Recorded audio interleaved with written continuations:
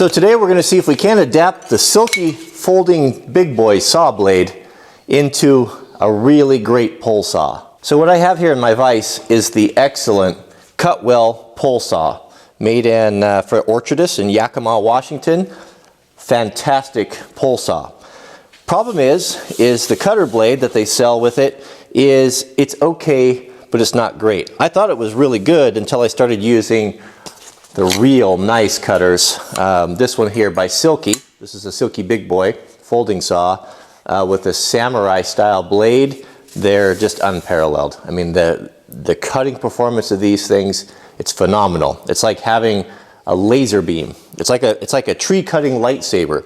It's making this one look pretty bad, and it's actually quite a bit more work. So what I'm going to try to do today is to see if we can't adapt this style of blade onto this pole saw.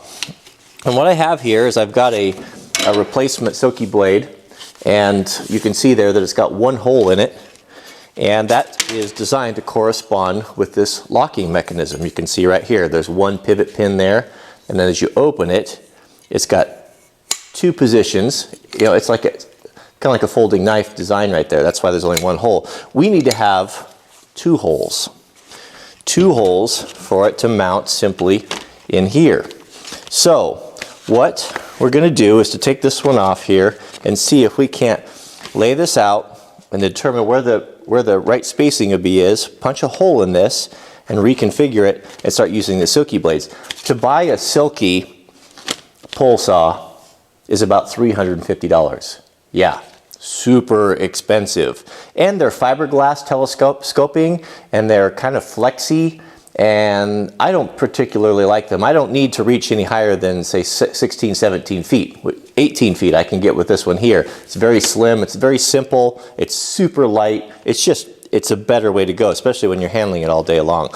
So these replacement blades, you can find them depending on, you know, if they're on sale or not, but anywhere from, say, $30 to $40 range, something like that. And they last a long time. So you could essentially put together a really great pole saw, which in many ways I think may be better than the big heavy Silky and the applications that I'm using anyway, for under $100. So let's take this off and go about it and see if we can't make this work. So first off, we'll remove this old blade here. It's about ran its course. So you're probably wondering why I haven't done a treehouse video for a couple days. Actually, I ordered the metal roofing. I went down to the lumber yard and looked at their stock stuff that most guys use, you know, just for barns and sheds and stuff. And I wasn't really all that happy with it. I wanted to do a little nicer job.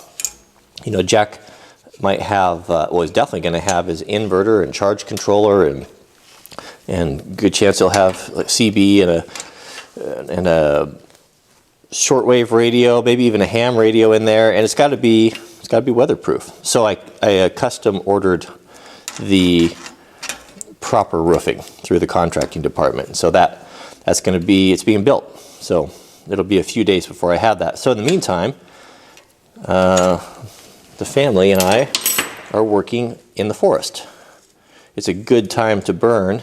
Oh, it's got two settings on there, doesn't it? I didn't notice that. So we can use this as a template here. We might be better off just to drill our new holes, because this hole is so much bigger. Let's lay it out here and see what we can do.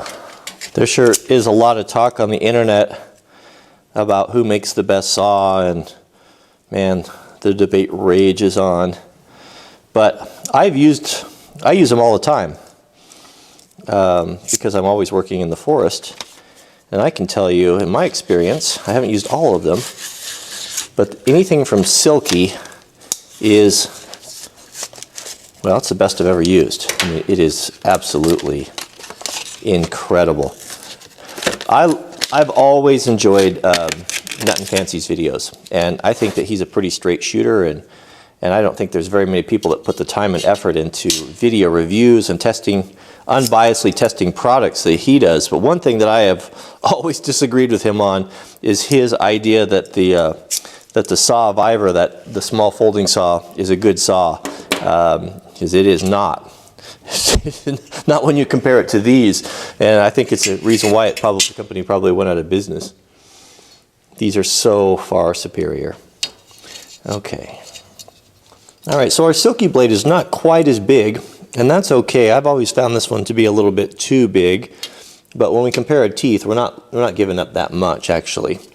The radius and the angle on this in relationship to the pole is just about ideal, so we don't want to fool with that. So we'll match up these teeth here, and we should be able to just transfer these marks. Let's keep that angle. We don't want to get too far to the back there. We can change it a little bit. Just to get, we want to get a little bit more meat on here. Let's really utilize the full length of the, yeah, probably somewhere in there like that, wouldn't you think?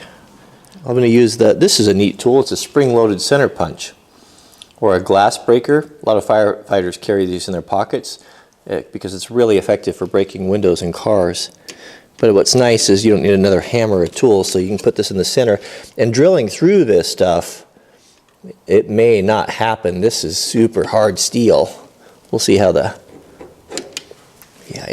I can tell it's hard. The center punch is just sliding around like glass.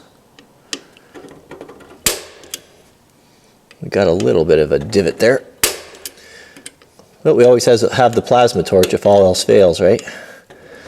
The plasma torch doesn't care how hard something is. That steel is so hard on that saw that center punch is not working out so good, so I'll use a Sharpie. I really want to be careful with this angle. I think it's more important to get the whole use of the saw. I'll be compromising here. I don't want that wall to be too thin. Let's go right there. I think that's probably a pretty good compromise.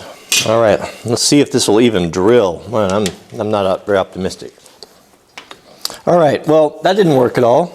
I burned up 3 drill bits and barely made a little dent in it right there. So plan B, we'll go with the Snap-on solid carbide burr set. I got a little pointy one right here. Maybe this will do it here. So this is a die grinder. This is a Blue Point. It's Snap-on's. It's same as Snap-on brand. It's kind of their budget model. Same guarantee. Great tools. Good tools for the price.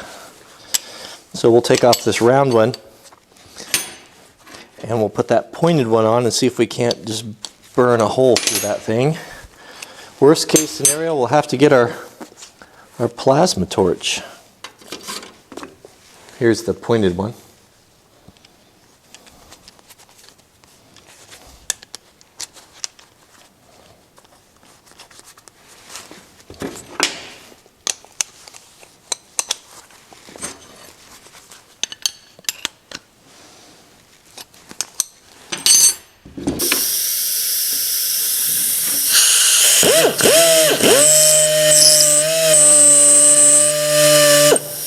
Good grief, that's hard.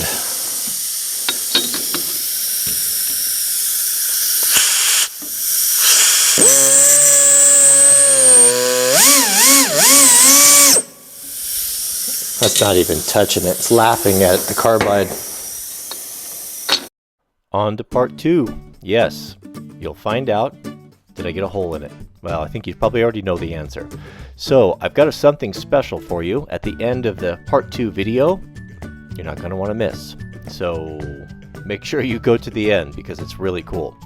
Also, several of you have asked about the t-shirts, the limited edition t-shirts that I'm partnering with YouTube that are going to be available for only 2 weeks. Those are coming up. Now, you've seen me wear the black and gold t-shirt with the giant Wranglerstar logo on it. That is not what I wanted. Those were the sample shirts. They came with a 9-inch logo. I wanted a 4-inch logo. So those are being remade. The samples are on their way out, and I'll be making an announcement about that very soon. So look for that. So on to part 2.